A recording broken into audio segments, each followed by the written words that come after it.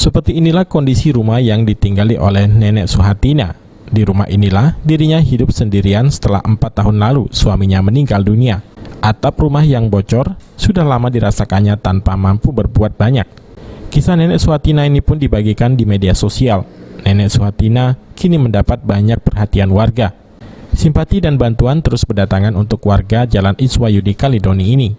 Selain bantuan dari pemerintah Kota Palembang, Nenek Suhatina juga mendapat bantuan dari seorang warga Palembang, Haji Edi Junaidi. Bersama keluarganya tergerak memberikan bantuan kepada Nenek Suhatina.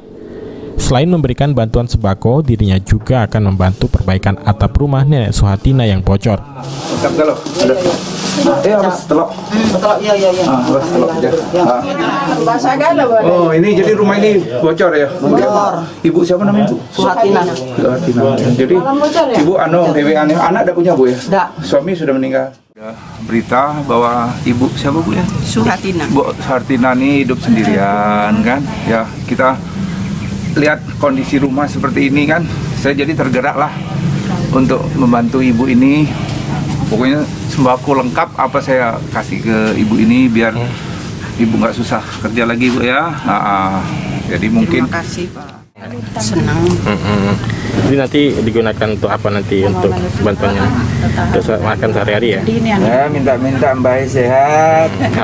Harapannya apa nih, Mbak? Harapan apa, Mbak? Harapin apa? Karena juga rumahnya dibagusin. Dibagusin. Ya tidak bocor lagi, Mbak ya? Ya, tidak bocor lagi. Menurut Ketua RT setempat, Nenek Suhatina kerap bekerja di sekitar lingkungan rumahnya untuk memenuhi kebutuhan hidupnya.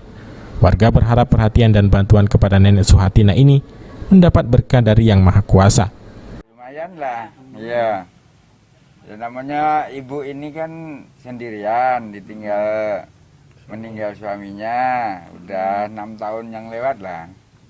Nah, ini sendirian. Ibu ini gawenya apa, Pak? Ya, gawenya sehari-harinya ya nolong-nolong warga. Ya, nebah-nebah rumput, ya.